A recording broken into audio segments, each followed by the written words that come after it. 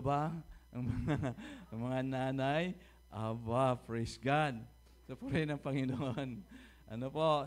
So, walang kahadlangan, wala pong mga anumang bagay, basta tayo ay nakatuon sa Panginoon, lagi nandiyan ang pagpapala ng Panginoon. Ano po? Hallelujah. So, salamat sa inyong pakikisa, lalo na sa mga nanay, mga pagod sumayaw. Sino ba yung sumayaw? Yung mga hindi yata napagod. Mamaya, mapanood ninyo paano sila sumayaw. Talagang, pag nandun na pala sa stage, dito sa practice, angulo. Pero pagdating pala doon na sa aktualan, bigay todo na. Amen? So, yan po ang talaga po makikita natin. Ano po? So, isang tagumpay naman. Sa akin ay tagumpay po. Talagang tagumpay po yun. Gawain na yon.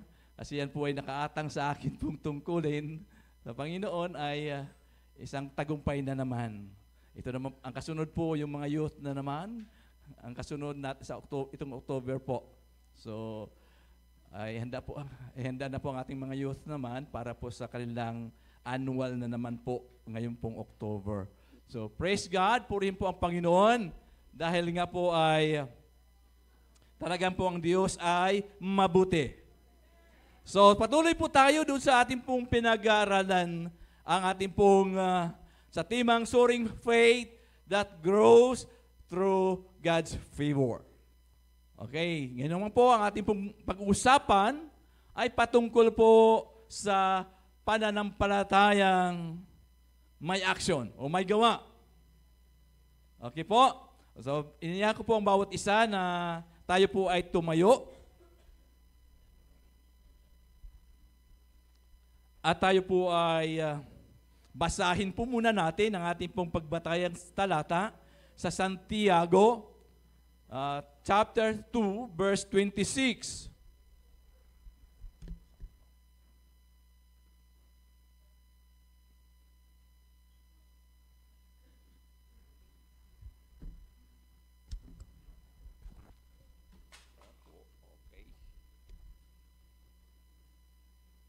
Praise the Lord. Nandiyan na po ba kayo? O sabay-sabay po nating basahin. Ngayon na po.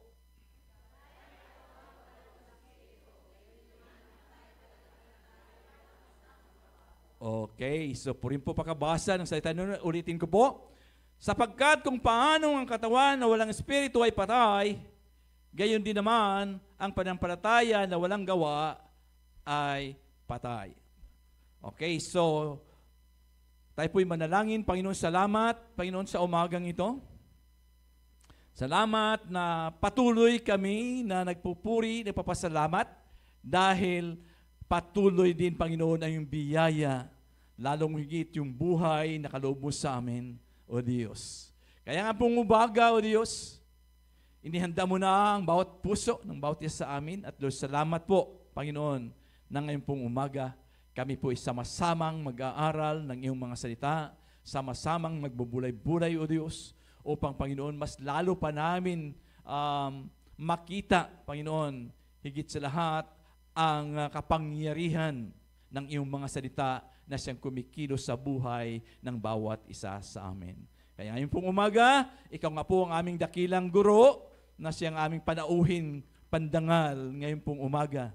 Gamit mo lamang iyong amang lingkod na ihayag ang iyong kalooban sa bawat isa sa amin ngayon pong umaga. Salamat po, ikaw ang Diyos na laging magtagumpay, lagi, Panginoon, maitatanghal sa aming kalagitnaan ito. Ito po ang aming dalangin sa pangalan po ni Jesus. Amen at amen. Purihin po ang Panginoon, yung pong palakpak para sa Diyos po. Hallelujah. Hallelujah. Sige po, kayo po'y malayang makaupo. So alam po natin na ang aklat po ng Santiago, ito po ay sinulat ni Apostol Santiago para sa lahat ng mga mananampalataya. Kung titingnan po muna natin ang background. Okay? So si Santiago po ay kapatid po yan ni Jesus, na ating Panginoon, sabi nga, lagi sinasabi natin sa laman. Okay. So, kung iyong babasahin po kasi, itong mga kapatid na ito ay hindi naman talagang unang-una ay hindi po sumampalataya kay Jesus. No? Kahit pag nabasa natin sa gospel, na sila po, lalong ito, si Santiago, siya po nang nagsasabi sa Panginoon, sige, pumunta ka doon. No, para bang makilala ka. No? Parang ganun ang tema niya. Subalit nung si Jesus po ay ipinako, nakita niyo yung sakripisyo ng ating Panginoon, ay siya po ay nagiging matatag, naging mananampalataya at naging matatag na leader ng iglesia po ng Jerusalem. So, makikita po natin dito yung transition. Nung una, hindi siya naniniwala sa Panginoon. Tapos, nung magkaroon na po ng katunayan na talagang si Jesus ang siyang anak ng Diyos, siguro hindi ko po, siguro hindi naman, wala naman sa mababasa natin na kung paano yung pamilya nila. Kasi nga si Jesus kasi, ang ating Panginoon Jesus, bilang tumayong panganay ng magkakapatid, nung mamatay si Jose, si Jesus na po ang ating Panginoong Jesus na ang tumayong panganay.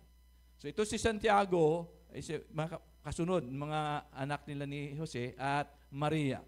So makikita po natin na hindi po natin marong kasi wala namang nakasulat sa Biblia, hindi tayo pwede magkakahaka kung ano talaga yung buhay na mayroon sila doon. Bakit yung mga kapatid niya ay hindi naniniwala? Kaya lagi sinasabi na hindi po kinikilala ang isang propeta sa sarili niyang bayan. Yun po ang katotohanan doon. Okay, so yan po ang naging background po doon.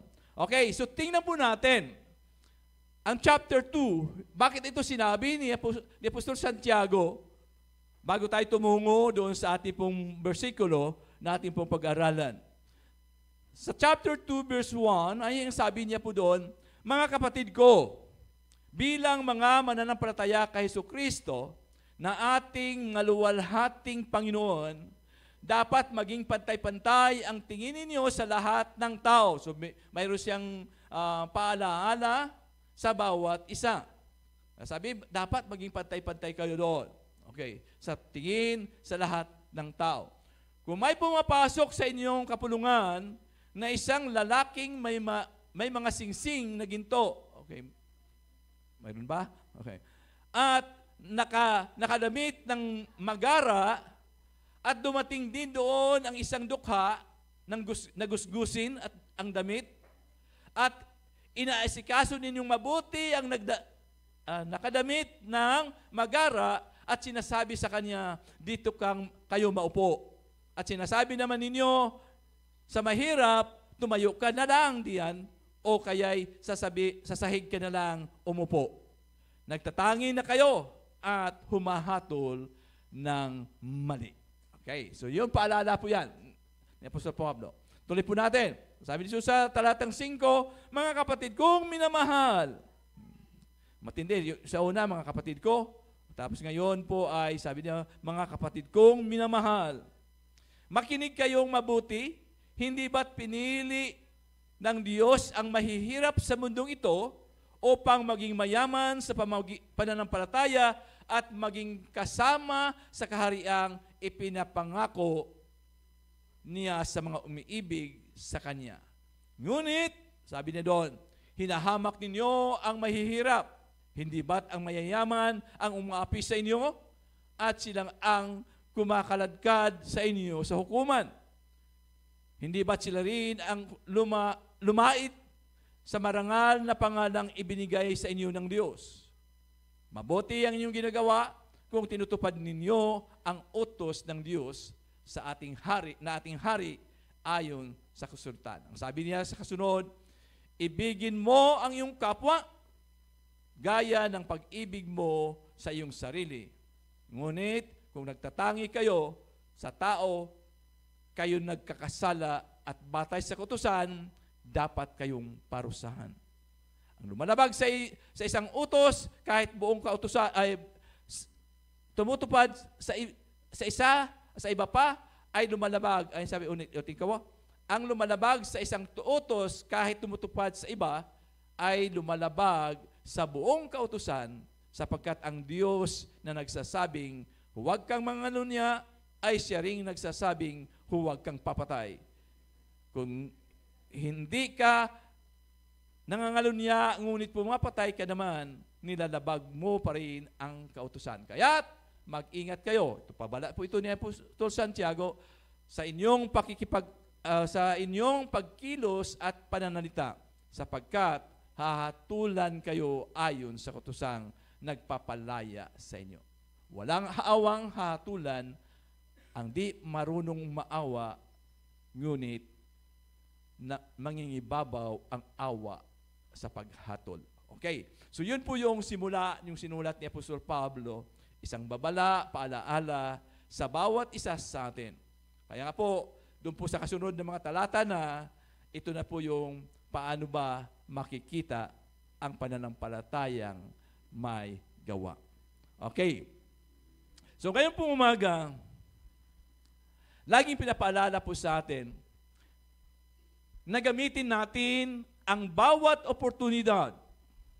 Ano ba yung mga oportunidad natin pong nararanasan, kinakarap? Kaya sabi doon, gamitin natin ang bawat oportunidad na ibinigay ng Diyos sa atin upang paano makita ang pananampalatayang gumagawa. Amen. Okay. So, marami kasi nagkaroon ng katanungan, kaya nga, mayroon bang conflict ba ang sinabi ni Apostol Pablo sa sinabi ni Santiago? Kung iyon pong pagbulay-bulayan siya, wala pong conflict. Kasi ang kay Pablo, ito po yung sinabi niya kasi na talagang patungkol po sa kaligtasan. Ang kay Apostol Santiago naman, matapos kang maligtas, ano ang kasunod? Diba? Kaya nga po ngayon pong umaga, pag-aralan po natin ito. Kaya nga ang tunay na pananampalataya ay lumalago kung hayaan natin ang Diyos ay maging Diyos. Amen? Pag sinasabi kasi natin, kung siya yung Diyos, na hindi natin lilimitahan ang Diyos at hindi natin ikakahon ang Diyos. Amen? Ano natin? Hayaan natin dahil tayo ay isang masasabi natin na sino ba tayo sa harapan ng Diyos. Na minsan sa buhay po natin ay nadidiktahan natin ang Diyos. Na ano ba natin? Na minsan inuutusan natin ang Diyos. Lalo na sa panahon ng pangailangan, sa panahon ng emergency, Lord, gayon na po, gayon na. Para bang ganun ang ano natin, ano? So, purihin po ang Panginoon. Hayaan natin na dahil siya ay Diyos, alam niya lahat ng kanyang ginagawa, alam niya lahat ng kanyang desisyon, alam niya lahat ng plano niya. Dahil ang plano niya, hindi sa ikapapahamak natin. Ang plano niya ay para sa tayo po ay tumatag, lumakas, at makapagpatuloy sa ating pong paglilingkod sa Kanya. Kaya nga sabi niyon, ang tunay na pananampalataya ay lumalago, no? Kung hayaan po natin na ang Diyos ay maging Diyos. At gawin anuman ang pinakamainam, hayaan natin na gawin niya yung pinakamainam, ang kamangha-mangha at sa palagay po natin na mga imposibleng bagay. No? Sa tingin natin ay talagang napaka-imposible, hayaan natin sa Diyos yun. Amen po ba? So sabi lagi natin na, kaya nga po dito ay makikita sa atin kung talagang nasasabi natin ang Diyos ay Diyos sa ating buhay, kung hindi po mababawasan ang ating pagtitiwala sa Diyos. Di ba? Sabi ko nung nakaraan, na sinabi nung tatlong magkakaibigan sa Daniel, si Meshach, si Shadrach, Meshach at Abednego, nang sabi nila, tutulungan kami ng aming Diyos At iligtas kami dito sa apoy na iyan. Diba? Ngunit, sila, hindi man kami ililigtas, hindi pa rin kami. So, ibig sabihin, di ba? Para ba yung sinasabi natin, yung ibigay man ng Diyos, yung aking dinadalangin, di ba? Salamat, pero kung hindi man, salamat pa rin. Ganun po kasi yung pananampalataya na hinahanap sa atin ng Panginoon. Sa bawat sitwasyon, tayo po'y nagpapasalamat. Dahil alam po natin na sa bawat sitwasyon, sa bawat pangyayari, may layunin ang Diyos sa mga ito. Malinaw po ba yun? Okay. So ang pananampalatayang may gawa, ito po yung faith in action, ay nagbibigay po ito ng diin na ang totoong pananampalataya ay ipinapakita sa pamamagitan po ng isang konkreto o nararamdaman na gawa. At paglilingkod, ito po kasi maramdaman sa pamamagitan ng paglilingkod natin sa iba, kaysa yung sinasabi nating na natiling paniniwala sa puso at isip po natin. No? Lagi natin sinasabi na pinapakita po natin. Hindi lamang iniisip lang natin, kawawa naman yung taong iyon. Di ba? Parang gano'n. So, anong ginawa mo? Nahabag ka lang. Di ba? Ibig sabihin, iniisip mo lang. Sa puso, gustong-gusto kang tumulong. Di ba? Gusto tulungan iyon. Di ba? Tanda po natin, na anuman yung magandang gawin at hindi mo ginawa, di ba? Ay kasalanan sa Diyos. Huwag mo na natin hintayin pang makatulong. Sabihin mo, ay pag ako yumaman, tutulungan ko yan. Di ba? Lagi gano'n, ano po? Lagi natin tingnan, kung ano yung kakayanin mong itulong mo na ngayon. Baka bukas ay huli na. Amen po ba? Okay, so yun po ang nais ipahiwatig sa atin ng Panginoon. Okay, may konkreto, ito'y nararamdaman, ibig sabihin, nagawa po natin at pinili natin nga po ay, sabi nga, na sa pamamagitan ng ating pananampalataya, nakagawa po tayo para sa Panginoon. Kasi yung ginagawa natin sa ating kapwa, sa Diyos po natin yon ginagawa. Yun po yung pinakaano doon. Sa Santiago po, chapter 2, verse 17, ay sinabi po doon, gayon din naman, patay ang pananampalatayang walang gawa. At ang halimbawa, ito po yung halimbawa ng ating Panginoong Hesus, kung titingnan po natin, ay nagpapakita ng tunay na pananalig na nag-uudyok po yan, no, ng paggawa na may kahabagan. Ano ba yung kahabagan? At pinili ang nakalulugod sa Diyos. Yun nga ang sinabi ko kanina, no, na hindi lamang po naawa ka, but gawin mo po yung nararapat na dapat mong gawin para sa iyong kapwa. Huwag ka nang maghintay. Di ba? Ibig sabihin po lamang kung anong kaya mong itulong, tumulong. Kung wala mang financially, wala mang materially, ikaw mismo, sarili mo, ay makatulong doon. Hindi lamang, sige, manalangin tayo. Although yun po ang pinakauna, mag-pray tayo, kapatid. Di ba? Una po yun. Pag-pray natin, but kasi nga yung conviction, no, ng Panginoon ay nasa iyo. Alam ko naman na pag ikaw tinawag doon ng Panginoon, ibig sabihin, ikaw yung gagamitin ng Panginoon. Amen po ba? Hindi yung, hayaan mo kapatid, ihingi kita doon.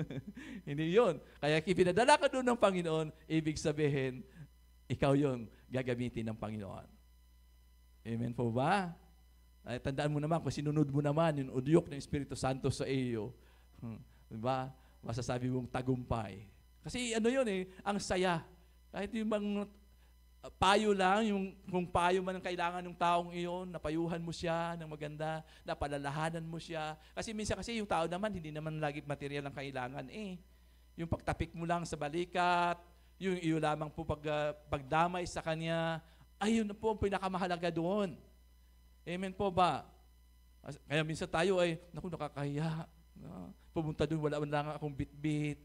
Di ba? May mga ganon na maaaring ang ano ng tao, hindi naman ganun ang kailangan niya eh. Amen? Ang kailangan niya yung pagdamay mo, yung mayroon man lamang siya mahingan ng kanyang damdamin, isa na malaking tulong yun na maibsan siya doon sa kanyang kinakaharap na problema man yan sa tulong po natin. Amen po ba? So, yun po ang ano natin. So, ito po na nag-udyok ng paggawa na may kahabagan at pinili po natin ano yung nakalulugod sa Diyos. So, ang layunin ay upang mahamon ang mga manampalataya na magkaroon ng sigasig na may pakita o may pamuhay. Yun kasi doon. May pakita o may pamuhay ang kanilang pananampalataya sa pamamagitan ng pagtulong sa mga nangangailangan. Tumatayo para doon sa mga inaapi. At sabi nga, ginagawa ang bawat desisyon na nagpapakita ng kanilang pagtitiwala sa Diyos na siyang nakapagluwalhati sa Diyos sa pamagitan ng kanilang mga gawa. Amen. Ito po kasi yung bunga, no? Bunga ng ating pananampalataya. Di ba? Hindi lamang mahal na mahal ko yung kapatid kong iyon. Di ba? Sa puso. Di ba? Hindi mo naman pwede sabi, amen? Kundi sabihin mo doon, then sa pamagitan ng gesture mo, may pakita po natin na mahal mo nga yan. Amen po ba? So, ang pagmamahal naman ay hindi naman nangangailangan ng malaking halaga. Kaya nga po yung morning po natin, isimulan natin po yun ng prayer partner. At hindi naman natin sinasabi, obligasyon mo magbigay. Amen? Hindi naman yun sinasabi obligasyon. Kung wala kami bigay, di ba, yung prayer doon ang mahalaga. Pero dahil mahal mo yung iyong kapartner, di ba? Hindi yung napipilitan ka. Kahit isang candy ba naman yan, ibigay mo sa kanya. Amen? Magkano ba yung candy ngayon? 2 piso naman. Di ba? Piso. Diba? Ibig sabihin, kasi gesture mo yun eh. Kasi sabi nga, you can give without loving, but you cannot love without giving. Something gesture lang na naalala mo siya. Okay? Di ba? Yung mga bagay-bagay, hindi naman dahil malaking bagay. No? Kaya nga, hindi makakapagbigay tayo kasi hinihintay pa natin pag marami ka ng pera, marami ka ng ganito. Hindi. Anong mayroon? Ay kapatid, ay naalala kita. Binigyan kita. Galing ako doon sa ganito, inaalala kita. Di ba? Ang saya kaya noon. No? Naalala. Yung lang salitang naalala kita, kapatid eh. Di ba? Napakasarap sa pakiramdam. Yung pa kaya nabigyan mo ng konti. Di ba? Hindi, kung candy man yan, siguro ilagay pa yun sa, gagawin pang yun doon sa i-display.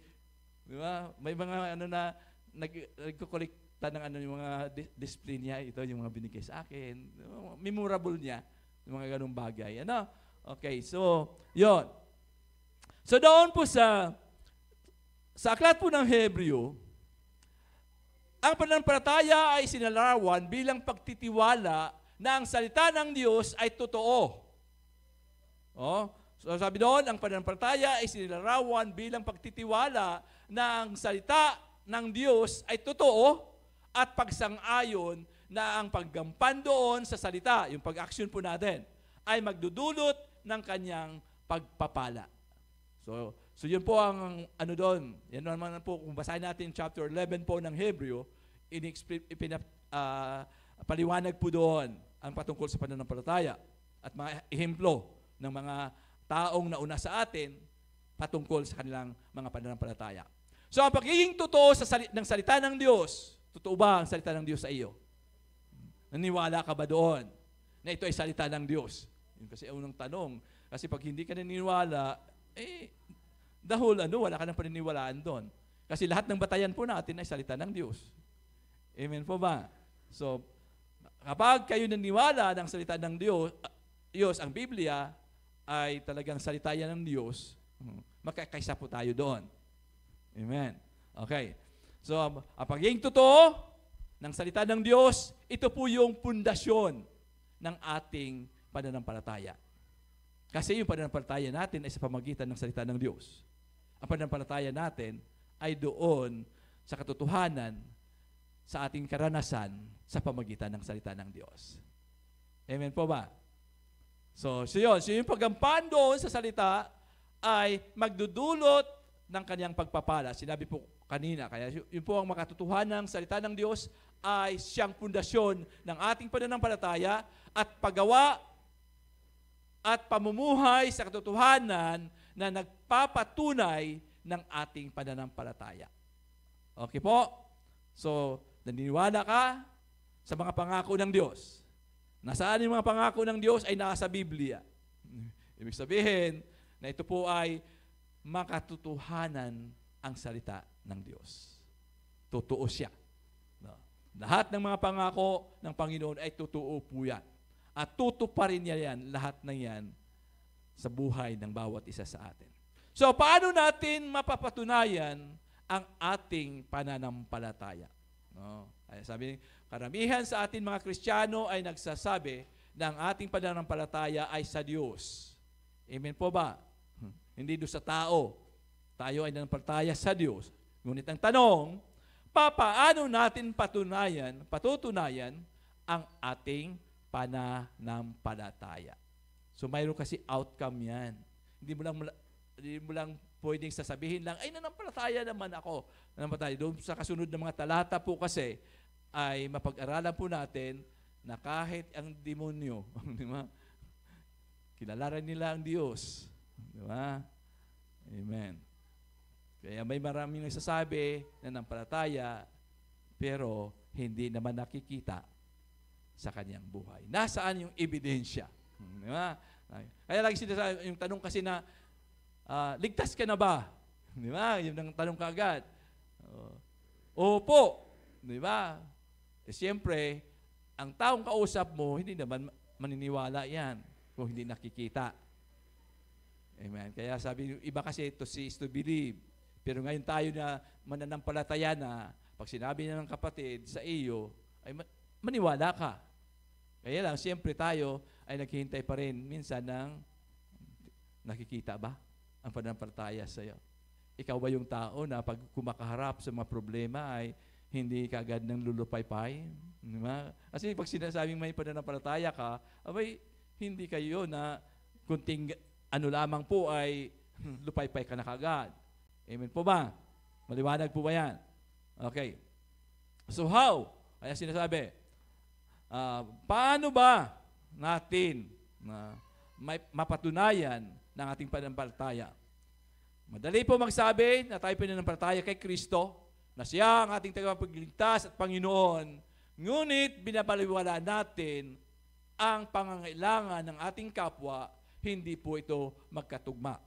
No, hindi po sila magkatugma. Kung sinabi mo ng palataya ka, pero ano bang ginawa mo sa iyong kapwa, sa kapatid, lalo sa kapatid, ano bang ginagawa mo diyan? So, may sinasabi ang Santiago ng tunay na pananampalataya ay kailangan po, must be demonstrated po yan in action. Okay. Because, sabi nga doon, faith without works, patay, is dead. Sabi doon. Kaya nga po, paano? Ang tanong doon, paano natin maipakita ang ating pananampalatayang may gawa? Ang una po kasi, when our faith becomes evidence. Ibig sabihin, pag ebidensya po, kita po yan. Kung siguro nanonood kayo ng natin, ng mga nangyayari sa ating kapaligiran. No? Kung nanonood kayo sa media, ang hinahanap lagi ay ebidensya. Amen? Kung harap ka sa isang korte, harap ka lang doon, wala ka man ng kadala-dala, na yung ebidensya, ay hindi ka haharapin ng judge. Saan ang ebidensya mo? Baka heresy lang yan o yan ay chismis. Amen? Kaya nga po ay lagi may patunay, lagi sa Biblia ay magsama ka pa ng dalawa. No? Magsama ka ng dalawa na witness. Ngayon, sa mga pipirmahan natin, mayroong witness lagi na hinihingi. Bago ka gagawa ng anumang mga legal na papeles, ay mayroong nakalagay doon witness. Diba? Witness. Pipirma rin po yung witness na nagpapatunay na yung mga sinasabi doon sa sinumpaang salaysay, mga sinumpaang salaysay ay tunay. Una, ikaw lalagda doon at may magpatunay pa para magbigay bearing po doon sa iyong sulat na yun ay totoo. Okay? So yun po, first, sabi nga po ay na mayroon tayong pananampalataya kung ang ating pananampalataya ay mayroon pong ebidensya. So ang sulat ni Apostol Santiago ay nagtuturo sa atin na ipakita ang ating pananampalataya sa pamamagitan ng uri ng buhay, amen, na ating ipinapamuhay. Yun po ang una, no? Na kailangan yung buhay po natin, amen, hindi lamang sa loob ng iglesia, sa loob dito sa church, no? Kung hindi, paglabas kaya doon, sino tayo? Pagdating sa bahay, sino tayo? Kapag naapakan mo ang pusa, talaga sinipa mo pa. Napakan na nga. Sinipa mo pa. Parang gano'n. Simple, no? Simpleng bagay, simpleng natin, na may pakita natin ang pagiging mananampalataya. Tingnan po natin, pagsakay sa tricycle. Di ba? Alam niyo po, ako ay bago ko sumakay sa tricycle, nagtatanong po ako, hindi ko alam, di ba, pamasahe. Nagtatanong ako, magkano ba mula dito hanggang doon? Di ba? Nagtatanong ako noon. At least kasi, makapag-desisyon ka, sasakay ka ba o hindi? Kaysa pagdating doon, sa kakabaran ng kipag-away, ang mahal-mahal naman ito. Oh, bakit ganito? Ang lapit-lapit lang, di ba? Kaya gusto ko, mula sa sinakyan ko, alam ko na kung magkano para pagdating, hindi na kami magdiskusyon. Amen. Amen po ba? Kasi sumakay ka dahil nag-agree ka doon sinasabi. Pero kung magdagdag, sige, bakit ka magdagdag? Di ba? Usapin na yon. Pero mayroon naman tayong pinagkasunduan, nihatid mo ako doon, ganun ang presyo. Di po ba? So bilang Kristiyano, ay kapag-gilgilan, galing pa naman sa simbahan yun. Tapos nakipag-gilgilan ka doon sa driver, ano po? Para maiwasan mga bagay-bagay. Lalo na pabago-bago ang mga pamasahe, ano po? Kaya dapat, pag sakay po pa lamang, alam mo na. Di ba? Kung magkano. Amen? Sa amin ay, mula dito, ay 40 yata. 40. No? Parang papunta ka na ng Lipa. Ganun, no? Pero at least nag-agree ka doon. Kasi kung hindi ka mag-agree, di maglakad ka na lang. Para wala kang kadiskusyon. Masisira pa yung pagiging Kristiyano. Pero kami naman, kadalasan naman ay nagdadagdag pa kami. Pag maano naman yung ano doon. Hinatid kami hanggang dulo, ay may dagdag pa yon. Praise God. No? Amen po ba? Kasi maging blessing ka. Maging blessing ka doon sa iyong amen? Hello? Baka hindi nag-agree yung iba. Ang mahal-mahal nga. Dadagdagan mo pa. Praise God. Mayroon ba yan, Isel? Nagawa mo na ba? Amen. Kasi po yun ang pakita mo na ikay mananampalataya. No?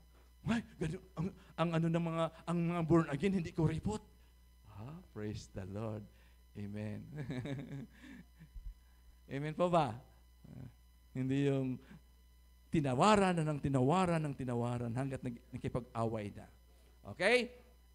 So, ang tunay na pananampalataya ay nag-involve po yung something more. Something na nakikita at na-recognize yung pagbabago ng buhay. Amen? Kasi doon makikita na ikaw ngayon mananampalataya. Kasi ikaw, pag sinasabi born again ka, yung iba kasi buragin Buragin. Nasabi yung mga buragin na yan. Kaya isang mananampalataya, talagang makikita talaga yan. The way ikaw magsalita, No? Ikaw ay makikapwa sa iyong mga kilos, mga gawa mo, ay makikita po yan. Okay? So yan po. Nasabi ni Santiago na makikita po sa ating na sinasabi pananampalataya sa pamagitan ng ating mga gawa. Hindi lamang sa salita, unless po yan ay mag-produce ng mabuting, magandang gawa sa buhay po natin. Ayan, basta sabi, ay, mananampalataya yan. Amen. Hindi lang sinasabi, ay, born again yan. Born again. Kasi, ang kakala kasi nila, pag ikay born again, ay membro ka ng siktang gunon. Ay, mga born again yan. Di ba? Pero pag sinasabing mananampalataya, ibig po sabihin, nakikita sa buhay yung pagiging born again. Amen po ba? Okay, so sabi, unless na wala pong na-produce na maganda, yung sinasabi mong pananampalataya, ang sumatotal doon, patay pa rin. Patay ang pananampalataya, walang gawa. Useless po yun. Okay. So paano? Kaya sinabi ni Santiago na a person, paano may pakita? No? Na yung ebidensya ay makikita na mayroon tayong pananampalataya kung tayo po ay gumagawa according doon sa sinasabi mong pananampalataya. Na-create po na sabi nga, ang good works ay galing po yan sa Panginoon. Siya po kasi yung unang ehemplo ng ating pong pananampalataya ay ang ating Panginoon. No? Kaya sabi doon sa Episo, chapter 2, verse 10, sapagkat tayo'y nilalang ng Diyos, nilikha sa pamagitan ni Kristo Jesus upang, sige, basahin nga po natin ng malakas.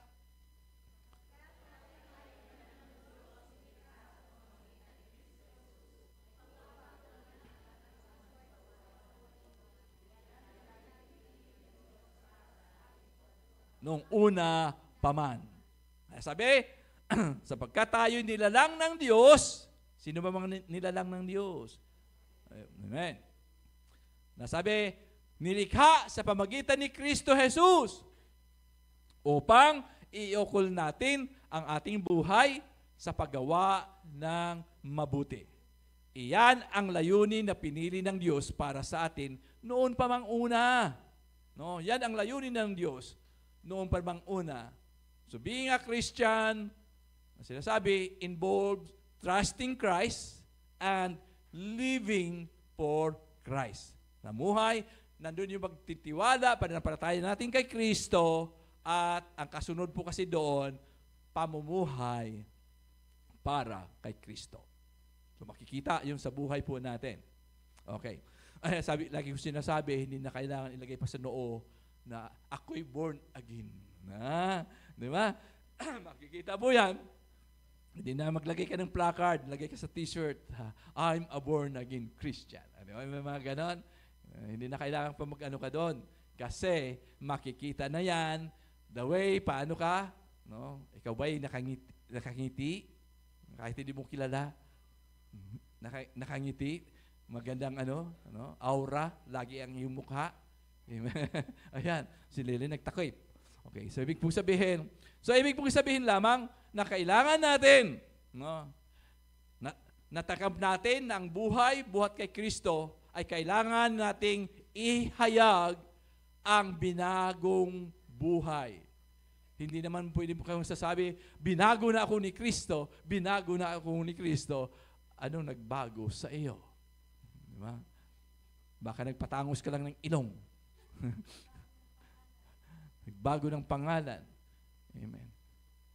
Kaya yung binagong buhay ni Kristo. Amen? Yung bang kahit na inis ka na. Paano ba yun? Inis ka na. Nakangiti pa rin. Diba? Sabi ng papatayin kita. Diba? Patyun kita. Yung pala, galit na. Galit na. Mayroon mo ganon? Paano tayo makipag-usap? Ano po? Huwag natin sabihin, Batanggenyo ito eh. Ganito ang Batanggenyo eh. Ay, hindi. Kristiyano ka. hindi ka Batanggenyo, hindi ka lamang Batanggenyo, but ikaw ay Kristiyano. Amen po ba? So, mayroon po tayo, kaya nga sabi, ganun ako, di ba? Ganun na talaga ako eh. Di ba yung mga ganon? Hindi.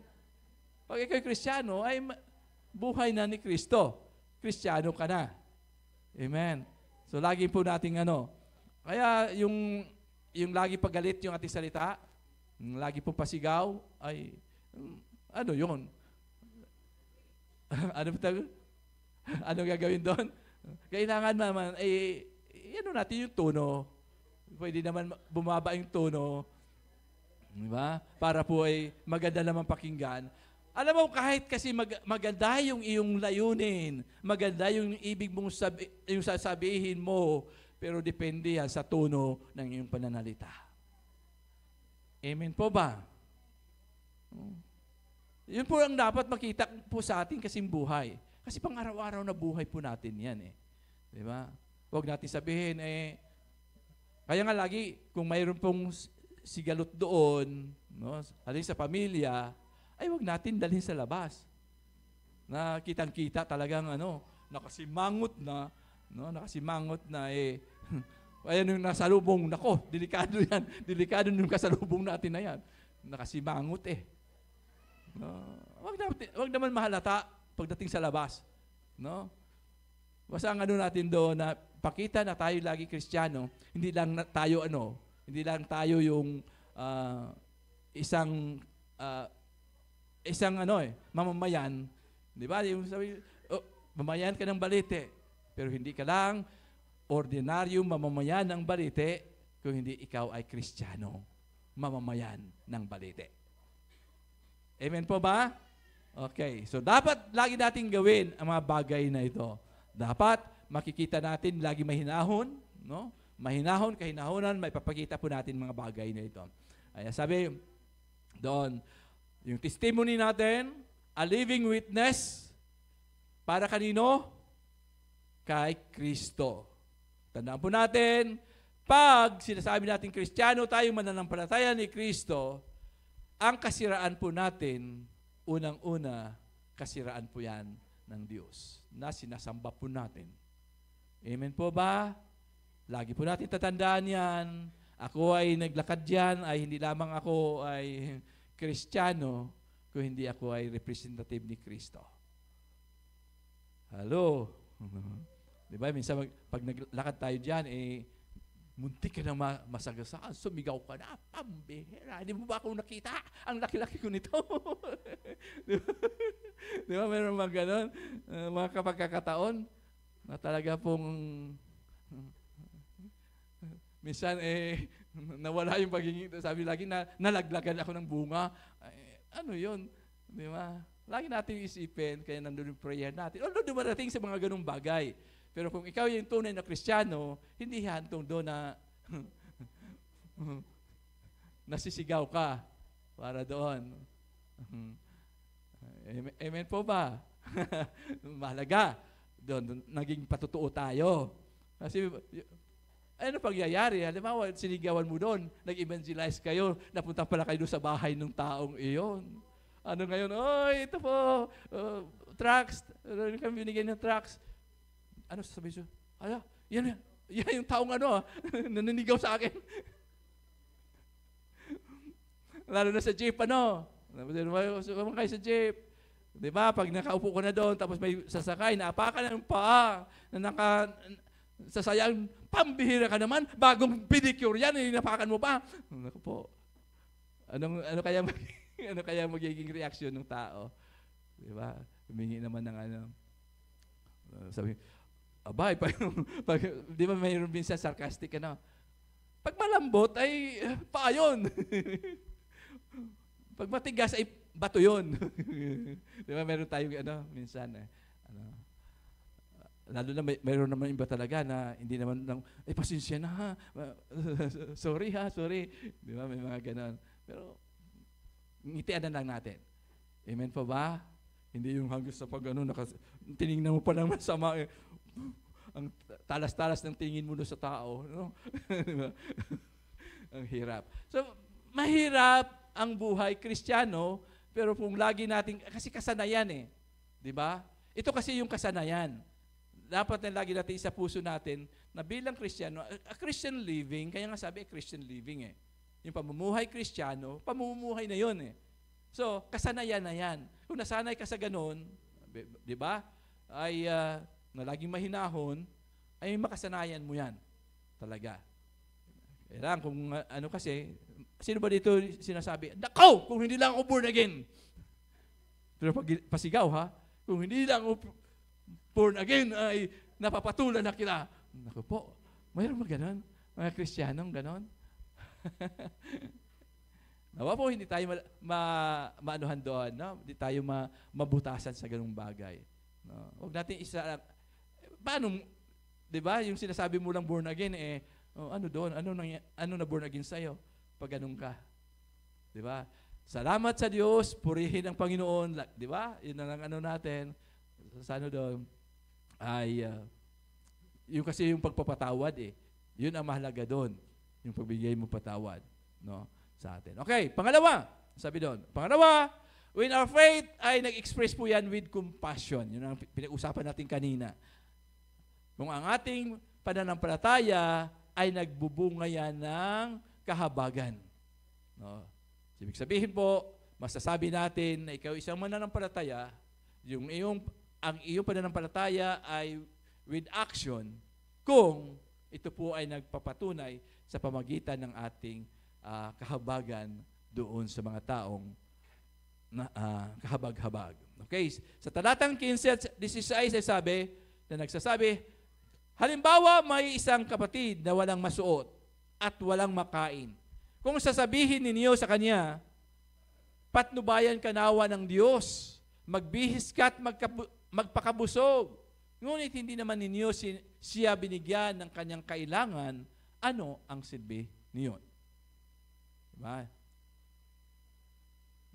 Yan po sa unang Juan. Okay po sabi. Sa chapter 3, verse 17 to 18, ang sabi doon, kapag nakita ng isang may kaya sa buhay ang kanyang kapatid na nangangailangan at pinagkaitan niya ito ng tulong, masasabi bang siya'y umiibig sa Diyos? Mga anak, huwag tayong magmahal sa pamamagitan ng salita lamang, kundi patunayan natin ito sa pamamagitan ng ating mga gawa. Amen. Lagi, mayroon po yung no? Mayroon po tayong makita. No? Di ba lagi kong pinapaalala sa atin? Kasi minsan, yun kasi nagkaroon ng yung dalawang bagay patungkol po sa kaligtasan. Ano po? Yes, lagi kong sinasabi, di ba sabi ni Pablo, manampalataya ka lang, ligtas ka na. Praise the Lord. Amen. Pero doon nga sa kasunod-sunod ng mga versikulo ay sinabi po doon na kailangan mag-produce yun ng mabubuting gawa. So kailangan po yun, although pananampalataya, ang kaligtasan, di ba? Kaya sabi ko lagi sa inyo, bakit ka gumagawa? Dahil ligtas ka na. Amen po ba? Hindi ako gumagawa para maligtas, kundi ako'y gumagawa dahil ligtas na ako. Amen po ba? That is the fruit of ng isang mananampalataya na makikita sa buhay po natin, yung bunga. Di ba? Hindi bunganga, pagbubunga nga, kundi bunga yun ng isang tunay na Kristiyano. Okay? So as Christ believers, bilang mga believer po tayo ni Kristo, we have an obligation to help na ma-meet po yung mga pangailangan ng tao, no matter po ano bang uri ng pangailangan iyan na kaya nating tugunan. Amen po ba? O kung yan naman po ay pang-hospital, di ba? Pang-hospital na, ay hindi naman hiningi sa'yo na, oy, bayaran mo yung buong ano. Pero kung kaya mo naman, praise God. Kaya sabi kung may mayaman kung may kakayanan, may kaya sa buhay, na kaya naman yung tumulong sa ganun, no? Huwag mo nang pahirapan pa yung isa. Di ba na maghanap kung kanino pang maghanap, kung kaya mo naman pala magbigay. May kakayanan, ano po? Kung may tulong, abay, tulungan mo kanino makalapit na medyo ano naman. So isang bagay po yon na maging tulong po natin. Okay, pero kung alam mo na mayroon ka, tapos hanap ka pa ng iba, ay punta natin si kapatid. May pera yun. Di ba? Puntahan mo pa si kapatid para may pera kasi yun. Di ba? Naalala ko noon ginamit pang Bible. Sabi niya, kapatid,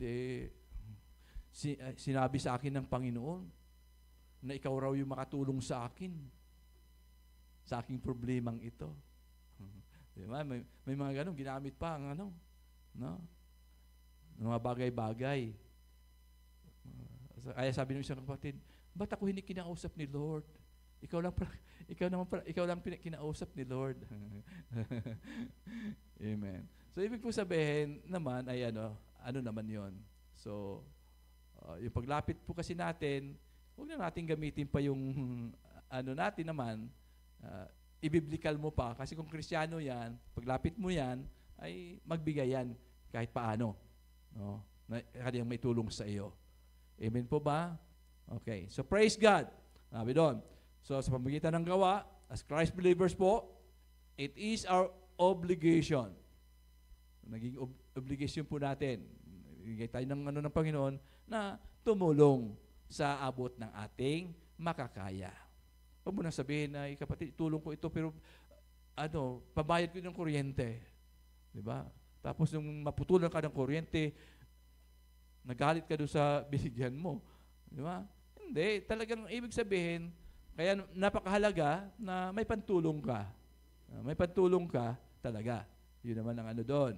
So, siguro sa atin, mga Kristiyano tayo, na may isama kayo sa budget natin, yung mga natin na kung may matulungan, di tutulong tayo.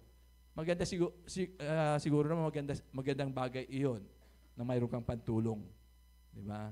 Pero kung yan naman, although sa atin kasi, pwede naman. Halimbawa, yung pambili ng ganon, pwede ka naman bumili ng mura. Kaysa bibili ka ng mahal na mahal. Di ba? Di ba? Mahal na mahal. Mamahaling cellphone. Diba? Well, hindi ko naman hindi ko naman limitahan tayo kasi yun ang kaya ka nga dahil para sa may bibilihin ka. Diba? Wala naman akong sinasabi doon, pero kung makita mo naman na may pangangailangan, naku kapatid, ibibili ko ito ng ganito, hindi ako makatulong sa iyo. Di ba? Kung pwede naman na, yung na lang medyo hindi naman masyadong mamahal para yung doon, maitulong mo na. Amen po ba? Mahirap Mahirap pa maging Kristiyano. Di ba? Na maglaan ka ng mga bagay para makatulong. Pero ako po ay natutuwa naman kahapon nung meeting namin sa mga tatay. So marami kami napag-usapan at mayroon kami napag-usapan patungkol doon sa pagtulong sa mga kapwa, mga tatay. Ganon. So maganda. Mamaya sa mga tatay ay akin discuss sa kanila kung paano yung namin. Okay, yung mga suggestion ng mga tatay kahapon. Okay, so praise God na po tayo. Okay, tuloy po natin. So our faith should be, na-express po yan, ibig sabihin mapatunayan by our compassion for others. Yung sabi ko kanina. Kaya nga po, nung makita ng Panginoon, anong ginawa ng Panginoon, nung magugutom na yung mga nandoon, crowd na yon, anong ginawa ng Panginoon? Alam niya, sabi niya, sige, ninyo, kasi nga, ang layo-layo ng bayan. Walang mabilhan ng pagkain. Di ba? Anong ginawa ng Panginoon? Gumawa siya ng himala. At napakain yung sobra pa sa 5,000 no? Yung pinakain ng Panginoon. So yung kasi yung compassion sa kanyang kahabagan doon sa mga taong ito na sumusunod sa kanya, saan man siya pumunta, nandun sila. Kailang naman po, yung iba naman doon, dahil napakain sila, parang hindi na rin gumawa, sunod na lang ng sunod na doon. No? Kasi pakainin naman kami ng Panginoon doon. Amen? So yun po ang doon naman. Okay, so yun po ang halimbawa ng Panginoon na sa pamagitan ng kanyang habag doon sa mga taong ito ay gumawa siya ng himala para mapakain ng mga taong ito. Gumawa sa himala para po doon sa mga nangangailangan ng kagalingan. Di ba? Kahabagan po kasi yon. At tayo po yung gagamitin ng Panginoon. Tayo po kasi yon ang siyang aabot para po doon sa pangailangan ng iba. No? Pero hindi naman yung sinasabi lagi kasi natin, di ba, paalala lang sa atin, pag-aralan mo rin. Kasi mayroon din naman talagang, ang laki-laki naman ng katawan. No? Ang laki ng katawan.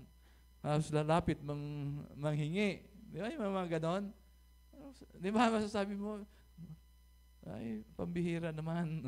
Medyo, alangan ka magbigay. Ano ba ito? Di ba? Nananamantala. Di ba? Ibig sabihin doon, na malakas naman, malusog pang katawan, pero hayon, nanghihingi. Di ba? Kaya nga sabi lagi natin, bibigyan naman tayo, ipag-pray mo, karapat dapat ba tutulungan o hindi? Kasi ang Diyos naman na ating pinabanalangin, nagbibigay yung conviction sa iyo. Nagkukumbikta yan sa iyo. Kung hindi, abay, pasensya na muna. Ganun lang naman tayo. Huwag naman tayo sabihin kahit nagbigay tayo, kahit yung labag sa loob mo, mayroon kasi nagbibigay labag sa loob. Wala ring bearing yon. Yung ano natin, nagbigay ka na nga, nagbigay ka pa, tapos masama naman ang loob mo, huwag ka nang magbigay. Amen po ba? Kasi wala rin eh. Wala rin yung bearing sa Panginoon yun. Magbigay ka, kung bigay, di ba? Na kahit nga po yung mga nag-ano doon, ay, okay, conviction sa iyo, bigyan mo 5 piso. Eh, praise God. Hindi masama sa ano mo, sa loob mo. Okay, so yan po ang ano po natin. So finally, sabi ni Don, when our faith involves service, hindi lang natin po sinasabi na ikaw'y nanampalataya. Sabi ka kanina na express po natin outwardly. Ipakita po natin yung sinasabi nating pananampalataya. What good faith? Ano po yung mabuting pananampalataya? Hindi po, at hindi naman ikaw nag-reach doon sa pangailangan, yung compassion doon sa iba, ay wala pong halaga yon. Kaya nga sabi ko kanina, faith requires service because service is a translation of our faith. Yung pag-serve po natin, ito po. Kaya tayo nag-serve sa Lord. Bakit? Kasi nampalataya tayo sa Panginoon.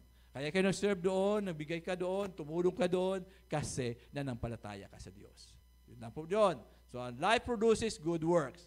Through faith, ay nagkukus po ito sa atin to reach out those in need as we offer ourselves through service. Sa pamagitan po ng pag-serve po natin. So, bilang conclusion, ang pananampalataya na gumagawa o may gawa ay tumutugon sa bawat pangyayari, sa bawat event, hindi lamang sa salita, kundi willing ka na gawin para matugunan ang anuman na hinihingi ng bawat pagkakataon o sitwasyon na ating pong nakakaharap.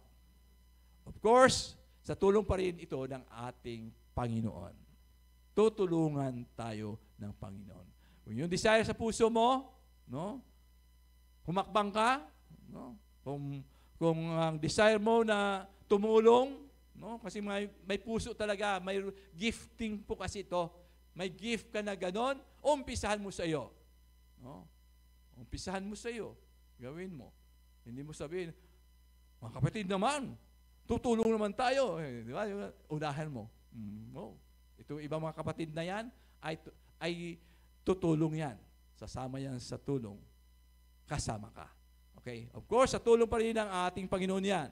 Tutulungan tayo, ano yung desire ng puso mo, no? Para maipakita natin, maipakita mo sa iyong kapwa na ikaw nga po ay na may pananampalataya, mayroon kang sinasabi sa puso lagi mo na ikaw ay nananampalataya sa Diyos, yan po ay makikita sa ating pong action.